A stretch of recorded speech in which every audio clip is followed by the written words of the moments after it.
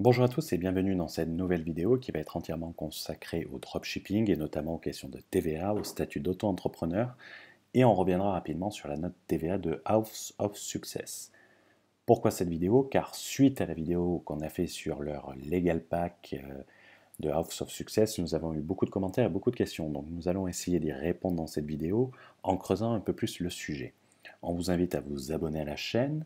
On vous rappelle également que le groupe Discord sera bientôt ouvert. Pour recevoir l'invitation, il vous suffit de faire un mail à l'adresse indiquée en indiquant vos motivations. On vous rappelle, c'est entièrement gratuit. Donc, dans cette vidéo, on va s'intéresser à la question de la TVA et du dropshipping. On va notamment s'intéresser en premier lieu à la notion d'intermédiaire opaque ou transparent pour savoir si les dropshippers sont des intermédiaires opaques ou transparents. Ensuite, on étudiera les conséquences d'un point de vue TVA en relation avec cette notion d'intermédiaire opaque ou transparent. On verra également pourquoi la note TVA de House of Success est inopérante. Et à la fin de cette vidéo, on regardera comment cela se passe pour les auto-entrepreneurs qui sont sous les seuils de TVA. Donc, les deux types d'intermédiaires. Il y a les intermédiaires transparents et les intermédiaires opaques. La question est de savoir si le dropshipper est un intermédiaire opaque ou transparent. Les intermédiaires transparents sont des intermédiaires qui agissent pour le compte d'autrui. Ils facturent donc une prestation de service.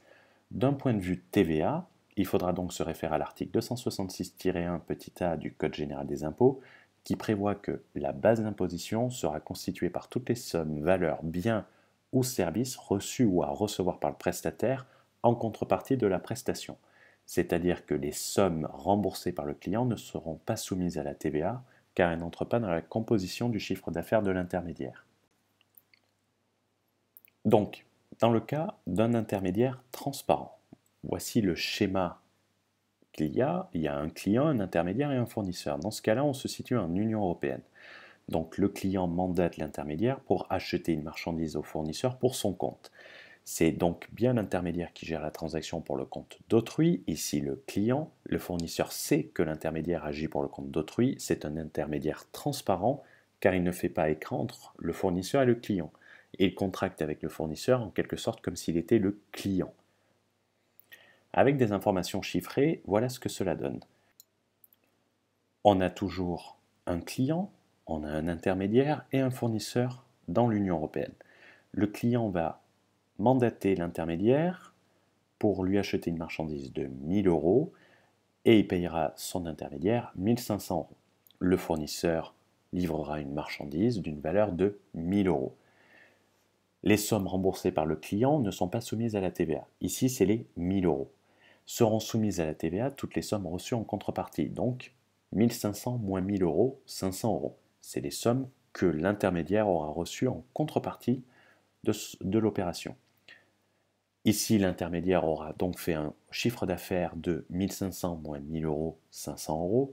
L'intermédiaire sera donc soumis à la TVA sur 500 euros, en dedans donc compris dans le prix de 500 euros, soit 83,33 euros, qui correspondent en quelque sorte au paiement de sa prestation, les sommes reçues en contrepartie. C'est ce que nous voulions dire par TVA sur marge, ce qui n'était pas correctement qualifié. La TVA est bien prélevée sur la marge de l'intermédiaire, ici 500 euros, et c'est considéré comme une prestation de service que l'intermédiaire fait pour le compte du client. L'intermédiaire transparent, comment est-il qualifié? Il faut l'existence d'un mandat qui prévoira les modalités de rémunération de l'intermédiaire et l'existence d'une reddition de compte qui permet à l'intermédiaire d'agir pour le compte d'autrui. Dans l'exemple, c'était à l'intermédiaire d'agir pour le compte du client. Les intermédiaires ne sont donc notamment jamais propriétaires des biens qui sont chargés d'acheter ou de vendre.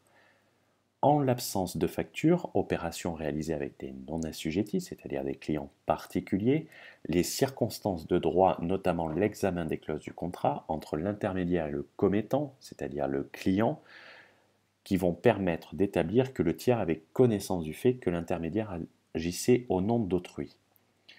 Les intermédiaires agissant en leur nom propre lorsqu'ils ne remplissent pas les conditions permettant de considérer qu'ils agissent pour le compte d'autrui. C'est-à-dire que l'ensemble ou la quasi-totalité des dropshippers seront des intermédiaires qui agissent en leur nom propre et ne seront donc pas des intermédiaires transparents. Cependant, on va quand même regarder qu'est-ce qu'il se passe lorsque l'opération est faite hors de l'Union européenne.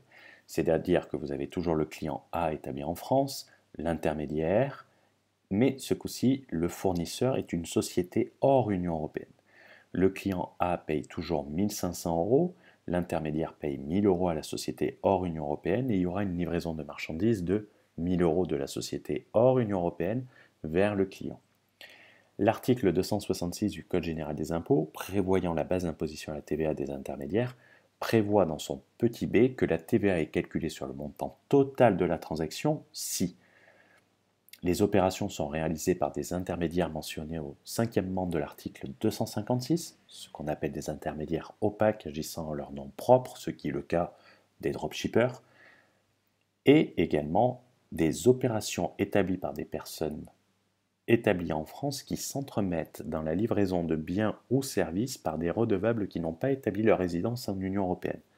Or là, la société A est hors Union européenne, donc dans ce cas-là, vu que la société A est hors Union européenne, la TVA sera calculée sur le montant global de la transaction en dedans, c'est-à-dire sur les 1500 euros. C'est-à-dire que l'intermédiaire devra 250 euros de TVA et le prix sera de 1250 euros hors taxe, car on prend l'ensemble de l'opération et non pas les sommes reçues pour l'intermédiation. Les 500 euros précédents, ça ne s'applique pas là, on prend 1500. Les intermédiaires transparents, hors UE, ce dispositif est inopérant, sauf dans une seule condition qu'on ne va pas détailler ici, mais si des gens ça les intéresse, on peut le vérifier. On voit bien que dans l'exemple, la TVA est calculée comme si l'intermédiaire était opaque. La base d'imposition à la TVA est l'ensemble de l'opération et non pas seulement la prestation de service entre le client final et l'intermédiaire, comme si le fournisseur était en Union européenne. Dans tous les cas, la quasi-majorité des dropshippers, comme on l'a déjà dit, seront considérés comme des intermédiaires opaques, ce que nous allons voir maintenant. Un intermédiaire opaque. Un intermédiaire opaque, il agit en son nom propre et pour son compte. D'un point de vue de TVA, il faudra donc se référer à l'article 256-5 du Code général des impôts, qui prévoit que l'assujetti agissant en son nom propre, mais pour le compte d'autrui, qui s'entremet dans une livraison de biens ou une prestation de service, est réputé avoir personnellement acquis et livré le bien. C'est cette mention qui est primordiale pour le calcul de la TVA en dropshipping, c'est le fait de considérer que c'est comme si on avait acquis personnellement le bien et qu'on l'avait livré soi-même. Donc, on va reprendre le schéma classique du dropshipping. On oublie, cela ne concerne pas les auto-entrepreneurs. On a bien un client, on a bien un dropshipper et un fournisseur chinois. Le client A va payer le dropshipper qui va payer le fournisseur chinois et c'est le fournisseur chinois qui va livrer directement. Vu que c'est un intermédiaire opaque, on oublie complètement le fait de la livraison entre le fournisseur chinois et le client. Pour le calcul de la TVA, on va faire comme si c'était livré chez le dropshipper et que c'était le dropshipper qui ensuite le revendait au client. Ça a une importance capitale, notamment par rapport à la notion de TVA évoquée par House of Success. Donc, les conséquences. Les conséquences ne concernent toujours pas les auto-entrepreneurs, ça concerne les personnes assujetties à la TVA. On a le client A, l'intermédiaire et le fournisseur chinois. Le client A va payer 100 euros le dropshipper. Dans ces 100 euros, ça comprend 16,67 euros de TVA. Le dropshipper, il va payer 20 euros hors taxe au fournisseur chinois. Il est réputé, pour le calcul de la TVA, l'avoir importé lui-même le bien. Donc s'il avait importé lui-même le bien, à la réception, il y aurait un produit à 20 euros hors taxe, donc il devrait payer 4 euros de TVA, et lors de la revente du produit, il le vendrait 100 euros TTC, donc comprenant 16,67 euros de TVA. On se rend bien compte que la TVA collectée par le dropshipper est de 16,67 euros sur 100 euros. Il a une TVA payée de 4 euros, c'est la TVA qu'il a payée lors de la réception du produit. Donc la TVA payée, c'est la TVA collectée moins la TVA payée, il devra payer 12,67 euros. Même si le bien est directement livré par le fournisseur chinois au client. Pour le calcul à TVA, comme on l'a dit, c'est comme s'il avait acheté lui-même le bien et revendu ensuite. C'est là qu'on voit que la note de TVA de House of Success est un peu bancale. Car comme on vient de le voir, on se rend compte que Dans la note de TVA de House of Success et même dans les conditions générales de vente, il n'y a pas les éléments ou le mandat permettant d'être considéré comme un intermédiaire transparent. On se rend bien compte que quand bien même la note permettrait d'être considérée comme un intermédiaire transparent, vu que l'importation a eu lieu hors Union européenne, la base imposable pour le calcul de la TVA prend l'ensemble de la transaction, ça veut dire la somme reçue par le dropshipper, par l'intermédiaire, et non uniquement la commission. Que dans le cas d'un intermédiaire opaque, l'intermédiaire est réputé avoir acquis et revendu le bien. Donc malgré leur note, ça ne permet pas de ne pas être un intermédiaire opaque. S'ils avaient acheté le produit et revendu, on arrive bien au même calcul, donc la note de TVA est rendue complètement inopérante et ne pourra pas être opposée à l'administration fiscale. Dans leur vidéo, ils disent notamment Un que, avocat d'affaires, bah voilà, lui, il comprend rien. visiblement, leurs avocats aussi n'ont rien compris à la notion d'intermédiaire. Donc, on va finir sur les auto-entrepreneurs en dropshipping. On va reprendre le même schéma qu'on a fait pour savoir sur la même base comment serait imposée la TVA à un dropshipper qui serait en statut d'auto-entrepreneur. Donc on a bien notre dropshipper intermédiaire, on a un client A et on a le fournisseur chinois. Le client A paye 100 euros le dropshipper pour un produit. La facture de l'intermédiaire mentionne bien TVA non applicable 293-B du CGI. Le dropshipper paye 20 euros hors taxe au fournisseur chinois. Vu qu'il est réputé avoir acquis lui-même le bien, s'il avait acheté lui-même pour le besoin de calcul de la TVA, c'est comme s'il avait acheté lui-même, donc à la réception, il devrait payer 4 euros de TVA, même s'il n'est pas assujetti à la TVA lors de l'importation, il doit payer la TVA, donc il payerait la TVA sur 20 euros, ce qui fait 4 euros. Lors de la revente 100 euros de TTC, pas d'incidence, il ne collecte pas la TVA et ne la récupère pas. Donc le dropshipper sous le statut d'auto-entrepreneur, dans ce cas-là, il va payer la TVA de 4 euros sur l'importation d'un bien, il ne facture pas la TVA au client final et ne récupère pas la TVA sur ses achats, communication, publicité, il ne peut pas la récupérer.